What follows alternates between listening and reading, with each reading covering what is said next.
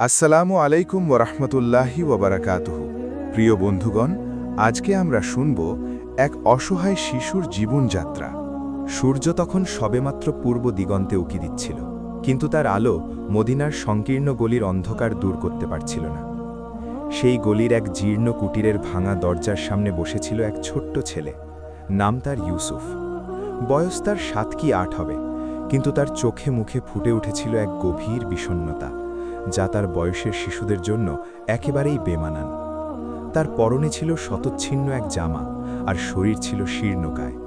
ক্ষুধার জ্বালায় তার পেট চিনচিন করছিল, কিন্তু মুখে ছিল না কোনো অভিযোগ। তার ছোট্ট মন জানত, অভিযোগ করে কোনো লাভ নেই। ইউসুফের মা ফাতেমা ছিলেন একজন বিধবা।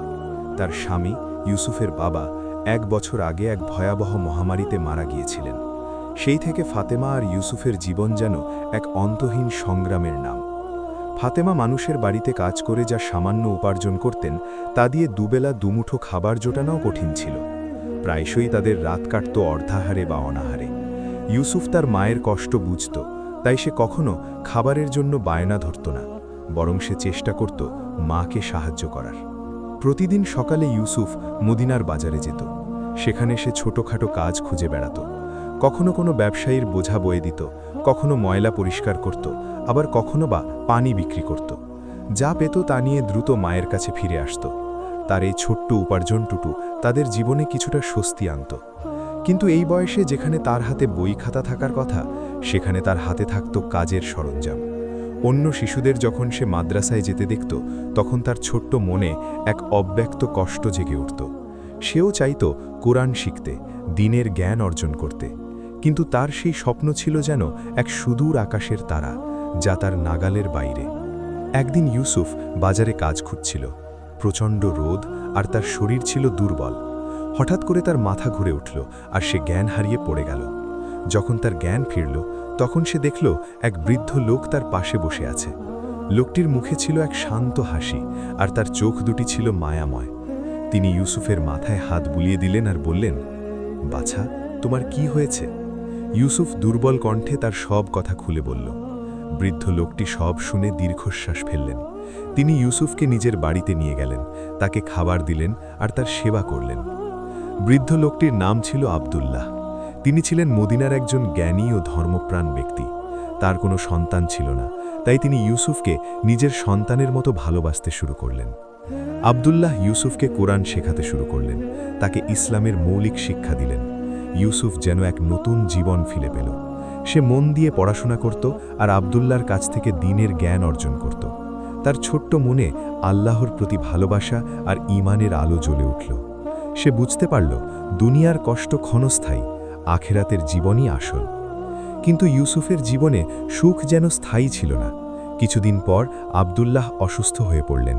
ইউসুফ দিনরাত তার সেবা করত, আল্লাহর কাছে তার সুস্থতার জন্য দোয়া করত। কিন্তু আল্লাহর ইচ্ছা ছিল অন্যরকম। একদিন আব্দুল্লাহ ইউসুফের হাত ধরে বললেন, বাছা, আমার সময় ঘনিয়ে এসেছে।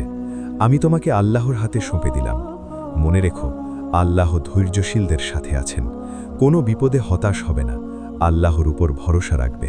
এই কথাগুলো বলার কিছুক্ষণ পরেই আব্দুল্লাহ শেষ নিঃশ্বাস ত্যাগ করলেন।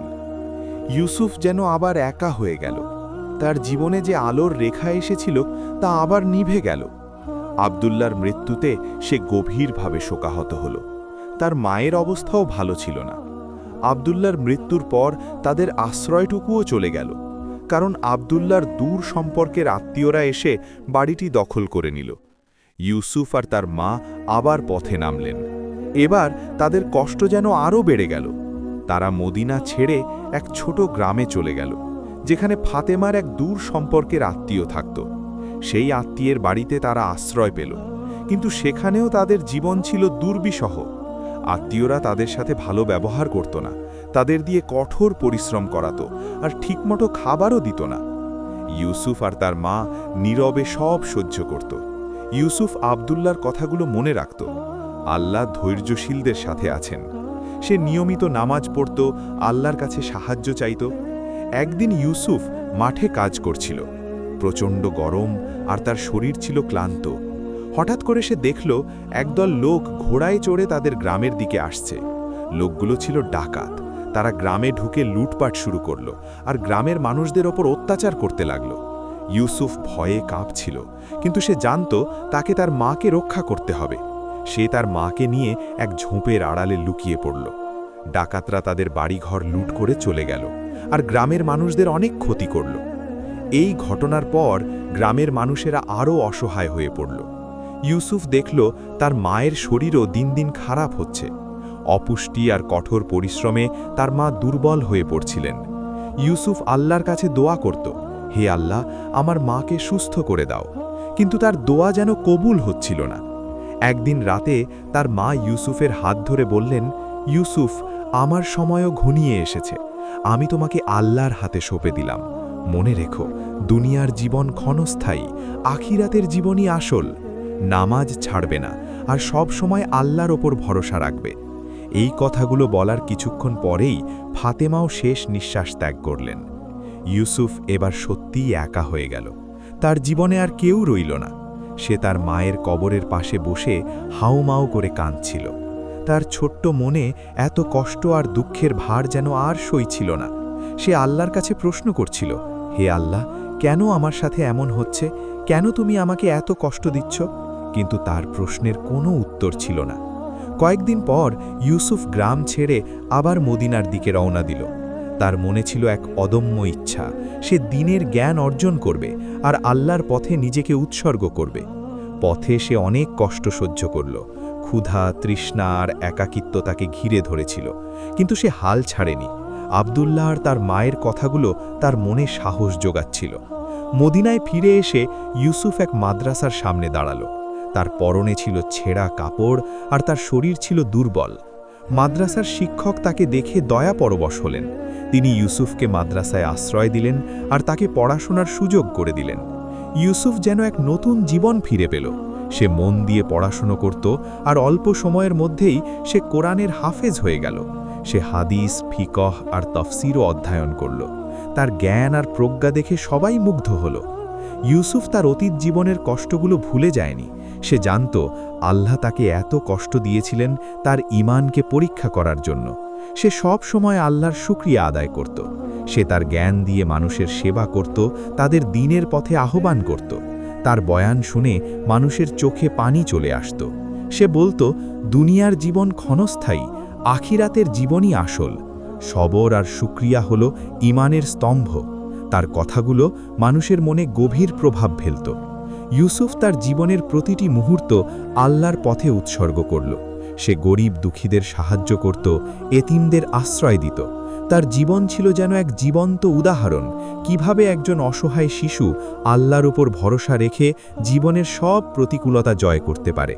তার গল্প শুনে মানুষ বুঝতে পারত আল্লাহ কখনো তার বান্দাদের একা ছেড়ে দেন না। তিনি সব সময় তাদের সাথে থাকেন যারা ধৈর্যশীল আর কৃতজ্ঞ। ইউসুফের জীবন ছিল এক দীর্ঘ সংগ্রাম, এক অন্তহীন দুঃখের গাথা, কিন্তু তার ঈমান আর সবর তাকে এক মহান মানুষে পরিণত করেছিল। তার গল্প আজও মানুষের মনে অনুপ্রেরণা যোগায়, তাদের আল্লাহর পথে অবিচল থাকতে সাহায্য করে। তার চোখের পানি, তার কষ্ট, তার ত্যাগ সব কিছুই ছিল আল্লাহর পথে এক মহান পরীক্ষা, আর সেই পরীক্ষায় সে সফল হয়েছিল। তার জীবন থেকে আমরা এই শিক্ষাই পাই যে যত কষ্টই আসুক না কেন, আল্লাহর উপর ভরসা রাখলে তিনি অবশ্যই আমাদের সাহায্য করবেন। দুনিয়ার ক্ষণস্থায়ী জীবনে কষ্ট পেলেও আখিরাতের জীবনে তার প্রতিদান অবশ্যই পাওয়া যাবে। ইউসুফের গল্প শুধু একটি গল্প নয়, এটি একটি বাস্তবতার প্রতিচ্ছবি। আমাদের চারপাশে এমন অনেক ইউসুফ আছে যারা নীরবে কষ্ট সহ্য করে যাচ্ছে। আমাদের উচিত তাদের পাশে দাঁড়ানো, তাদের সাহায্য করা, কারণ আল্লাহ তার বান্দাদের সাহায্যকারীকে ভালোবাসেন, আর এই ভালোবাসাই আমাদের দুনিয়া ও আখিরাতের জীবনে সফলতা এনে দেবে। এই গল্পটি আমাদের মনে করিয়ে দেয় যে জীবন সব সময় মসৃণ হয় না।